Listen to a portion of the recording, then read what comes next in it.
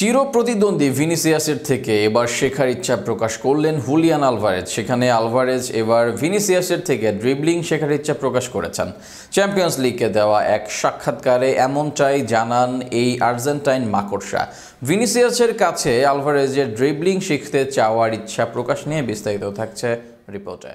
গত মৌসুমে ৩৩ goal assist, তবুও ব্যালন ডি'অরের ছিলেন সবচেয়ে কাছাকাছি। ভিনিসিয়াসকে ব্যালন ডি'অরের কাছাকাছি রেখেছে তার চ্যাম্পিয়ন্স লিগের পারফরম্যান্স।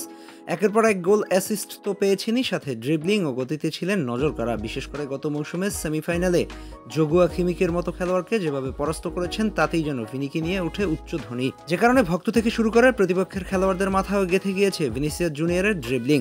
এবার সেটার কথাই স্মরণ করলেন হুলিয়ান আলভারেজ।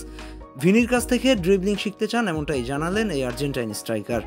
চ্যাম্পিয়ন্স লিগের সাথে সাম্প্রতিক সময় দেওয়া এক সাক্ষাৎকারে এমন কথা বলেন আলভারেজ। সেখানে তাকে নানা বিষয় নিয়ে প্রশ্ন করা হয়। চ্যাম্পিয়ন্স লিগ আসলেই কার কথা মাথায় আসে? নিজের সেরা গোল, সবচেয়ে কঠিন মুখোমুখি হওয়া ডিফেন্ডার, সতীর্থদের মধ্যে কার সাথে যোগাযোগ ভালো, এ নিয়ে কথা বলেন আলভারেজ। সেখানে সেরা হিসেবে মেসির নাম উল্লেখ করেন তিনি। সবচেয়ে কঠিন প্রতিপক্ষ হিসেবে রোমেরো ও চ্যাম্পিয়ন্স লিগ আসলেই মেসির নাম উল্লেখ করেন তিনি। সবকিছুতেই নিজের দেশের বা ক্লাবের পছন্দের খেলোয়াড়ের দিকে এগিয়ে যান রোমেরো। এরপর তাকে জিজ্ঞেস করা হয় চ্যাম্পিয়ন্স লিগের অন্য কোনো ফুটবলার থেকে কোনো জিনিস চুরি করতে পারলে কোনটা করবেন। সেখানে ভিনিসিয়াসের ড্রিবলিং এর নাম উল্লেখ করেন তিনি। অর্থাৎ পারলে ভিনি থেকে তার ড্রিবলিং আদায় করতে চাইবেন আলভারেজ। এছাড়া একই সাথে হল্যান্ডের হেডিং অ্যাবিলিটিও নিজের করে নিতে চাইবেন এই আর্জেন্টাইন মাকড়সা। আর্লিং হল্যান্ডের সাথে আগে খেলেছেন ম্যানচেস্টার সিটিতে। এছাড়া অন্য নামের জন্য আলভারেজ বেছে নিয়েছেন নিজের ক্লাব বা দেশের সতীর্থকে। একমাত্র এই অন্যের থেকে কিছু নেওয়ার জায়গা আলভারেজ বেছে নিয়েছেন ভিনিকে। ভিনি বর্তমানে খেলেন লা লিগায় আলভারেজের নগর প্রতিদ্বন্দ্বী ক্লাবে।